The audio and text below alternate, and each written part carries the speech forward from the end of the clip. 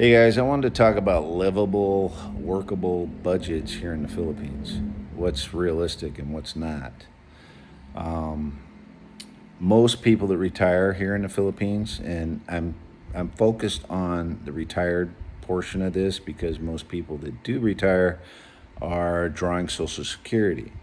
Social Security ranges between 1,500 and 2,500 a month for the most part at 62 years old. So we'll just even it out and say 2,000 a month is your Social Security benefits. So on that 2,000 a month, I think you can live comfortably here in the Philippines and pretty much anywhere you want to live. With that being said, you'd have to pay rent. Rent is, from what I hear from everybody, between 200 and 400 a month. I don't pay rent. I built a house. I own a house, but that's neither here or there. Some people will just build a house and not have to worry about rent, but there's a lot of upfront costs when you build a house. But that being said, say we'll split it. We'll go $300 a month for your rent. Let's say you spend, and I don't think you have to spend that much, but let's say $100 a week on groceries. So you're up to $400 a month for groceries. You're eating some pretty good food. You're up to $700. Um, I mean, you're almost clear already, right? Now you have electric, right? Depending on what your tolerance is for heat, right? You can run the AC during the day and turn it off at night, run it all day, right? But depending on your tolerance, I think 3,000 pesos a month is fair. If you don't have a tolerance for any heat at all and you just want to run the AC on all the time, plan on paying 6,000 pesos to 8,000 pesos a month, right? Which is 6,000 pesos is probably 110 bucks, right? So it's really, really not that bad. We're just saying you're going to splurge. You're going to spend 6,000 pesos a month on electricity. So you have your rent, your food, $700, your electric, $800. Now you need Wi-Fi in your home, right? Very inexpensive here, you guys. For 1,200 pesos, or let's just say $20 a month, you can get Wi-Fi slash cable. And the Wi-Fi is not bad. It's not bad. It used to, I mean, years ago, it was not good. It was really bad, actually. But $20, right? And then everything else I'm missing as far as just the general utilities. Let me check my notes. No, because a lot of times, like if you're renting, the owner covers the water usage and whatever. Let's just say you pay $20 a month for water. So you're essentially, we'll just say for rent, groceries, and your utilities, maybe your load for your phone, internet, whatever, $800 a month, right? And you're a budget of 12 or 2,000 a month, $2,000 a month. But there are other little hidden costs that will come up guaranteed, right? What are those hidden costs? Um, you might be a party animal. You might go out all the time. You're not eating inside the house. You're eating out a little too much. You're drinking a little too much. You're going out clubbing all the time. Depending on where you live, right? There are areas that have a lot of bars slash, you know, entertainment areas. You could really run up your bill. But say you are kind of like that, which is fine. I have no hate for anybody that likes to have fun, but budget it, right? Say you're going to spend $500 a month on entertainment, 25,000 pesos. right? So just really quick, let's go 800 plus 500, that's 1300. In that entertainment, you can go out, you can do whatever you want. You can maybe you have a significant other that's living with you now. You're taking our family out to eat. Maybe you're barbecuing at home and having a big little fiesta, whatever, karaoke, all that good fun stuff, right? Which that stuff will come up and it is fun. But budget for that, right? So you have, right? You like to have fun. You're not going to sit in the house and be a couch potato, which is good. You're spending that $500 a month on entertainment, but don't spend more. If you can't, don't spend more. So you're at $1,300 a month. You got 700 left. Maybe you came over here or you have illnesses or you're not the healthiest person. Get insurance, right? From what I can tell, I don't have insurance yet. So don't quote me on this, but from what I understand, it's like depending on your age and depending on how sick you are or whatever, full coverage for medical is like $100 a month. Let's just add it. $100 a month, now you're up to $1,400 a month. So you have $600 left over. Now you're like, well, that's cool. I've had a few parties at the house, had my significant others, family members over a lot. I've spent my 500 entertainment, or I've gone out a lot, or whatever. I spent that 500. You still have $600 left over. What can you do with it? I would say save it, right? Because things do come up, right? Things will come up. You might have a significant other and her brother broke his arm. They have nobody that can pay the bill. You're probably going to pay the bill, right? It's just kind of expected. You don't have to. But depending on how much you like your significant other, you're probably going to pay it. So, you have little emergency funds like that. But say nothing does come up for the family or whatever, no emergencies, whatever, you still have that $600 a month that you're saving. Well, you're in the Philippines. It's a beautiful country, a lot of islands, a lot of things to see and to explore. Plan a trip, right?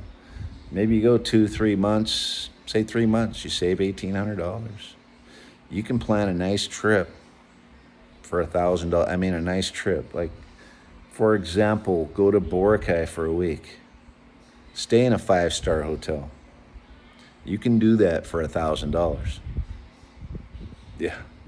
I mean, you might run it a little higher if you're, drinking restaurant beers and what have you, and having fun at the bars around that area. But you can do it for $1,000 in Boracay for a week, and that is relaxation, entertainment at its peak, right? So what I'm saying is $2,000 a month. You have more than enough, right? My wife and I, we have a budget of $2,000 a month. Yeah, we have a budget of $2,000 a month. Well, I built my house, so I don't pay the rent. But when I built my house, I built it because my wife, and we've been married for 35 years, you guys. I know, right?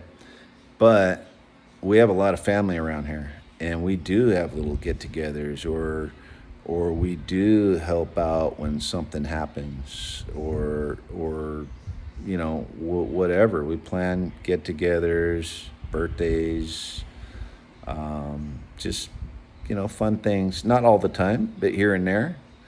And sometimes slip the nephew 300 or 400 pesos for something they want to do at school, or some field trip, or basketball, or whatever, right? That happens a lot. You can hire someone around the house to do certain things. That burns through a few thousand pesos.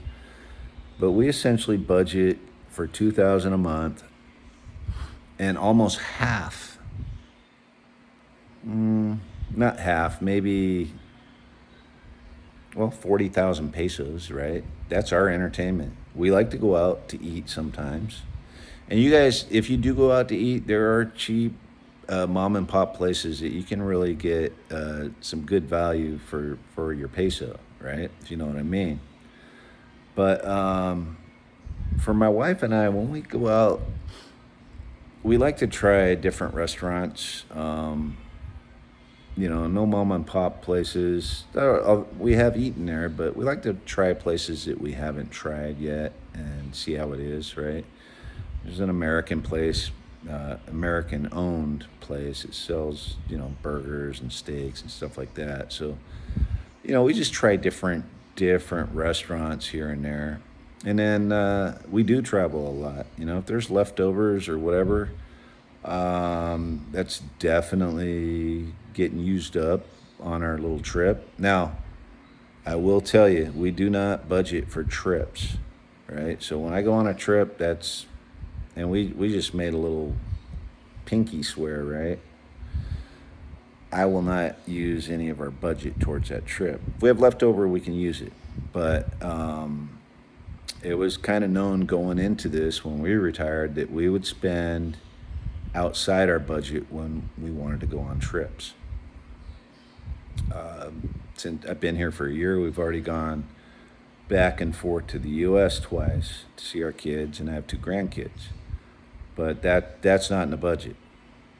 It's extra. But we knew that, right? And I do, currently I have that little bit extra money that I can do things like that for now, right? But I'm just saying, when you get here to the Philippines and you're trying to enjoy the best part of your life because you're retired, do things, spend it. So many people get so worried about what they're going to have later that they have a lot later and they never got to do the things they wanted to do. So do what you want to do. We try to. We're not crazy spenders. Everything was mapped out ahead of time. We don't spend money on transportation because we have a car and a motorcycle that we bought ahead of time, built a house ahead of time. Those are just expenses that, if I didn't have a house and I paid rent and I had to buy a car or a motorcycle, right? 2,000 would be a very, very tight budget for me. But we planned ahead. Yeah, we paid the upfront costs of building a house, but it is what it is. It's however you plan on coming over here. But I'm just saying a budget of 2,000 is perfect, more than enough if you're coming over here without a house and you're paying rent. So with that being said, just be careful, because when you first get here, there will be things that come up that oh shoot, I want this table. Oh shoot, I like that TV. I don't have a TV, I need that TV. Have extra cash when you first get here, because you're gonna have that feeling of excitement, right? You get the endorphins going, or the adrenaline, because you're excited, you're stoked, you're retired, you can do what you want to do finally. Just be careful, right? Because you will burn through some money getting your place situated, right? And there are a lot of cheap furnitures and things that you can get handmade, right? A lot of excellent things, but be tactful when you get that stuff. Have a Filipino negotiate a price for you, someone that you trust, right, ahead of time. Then go in there, swoop in, and pay for it, right? Little things like that. Even the market, right? You're going to save a lot of money if you shop at the market. Produce, that's where I shop for my stuff. Meat, not so much. I'll go to a grocery store or something if I want certain meats. But just be tactful, right? Don't be cheap, or they call it karipo here. Don't be karipo. Be smart, right? you will get an expat price here and there, and there's nothing you can do about it. If your significant other is helping you go grocery shopping, have her negotiate, right? Don't negotiate and figure out what the price is while she's standing there. If she's standing there and they don't know she's with you, have her negotiate or ask what the price per kilo or whatever. She'll more times than not get a real price. Once they see you're American or foreigner or whatever, right, expat, you're going to pay an expat price. It's just plain and simple. I mean, even transportation, if there's a lot of expats, even if there isn't, you say, Macano, how much? They're going to tack on a few pesos just because you're an expat. But still really, really cheap. I've done videos where I've showed produce and whatever that I bought at the market, and I thought I scored. Thought it was a great deal, but people in the comments come back and say you got ripped off, right? So if you really want to, get the biggest bang for the buck, have your significant other or Filipino that do the shopping for you. It'll be a lot cheaper. But yeah, so first and foremost, just make sure you save a little bit every month, which I believe wholeheartedly that you can. As long as you're not just a party animal and going out there and just, throwing your money. Because when you get stacks of cash, right, it's called personality, because you get 55, 56 pesos. It was high as 59 at one point per dollar, right? And I think the ATM only gives you like 5,000 peso max, or I don't know. I never go to the ATM. My wife goes to the bank and withdraws cash that way. But you have a stack of cash in your pocket. Oh, and then when you're spending, always plan on paying in cash. You can use your credit card, but remember those credit card things. If you're older and you're retired, you know what that leads to. So don't use a credit card, or if anything, use an ATM. It comes straight out of your account. And keep tabs, because if you use your ATM too much and you have a stack of cash in your pocket, you're gonna go over budget somehow. Just use cash. Maybe you take your say your budget's 2,000. Just take 100,000 out of the bank, all cash, and make it work.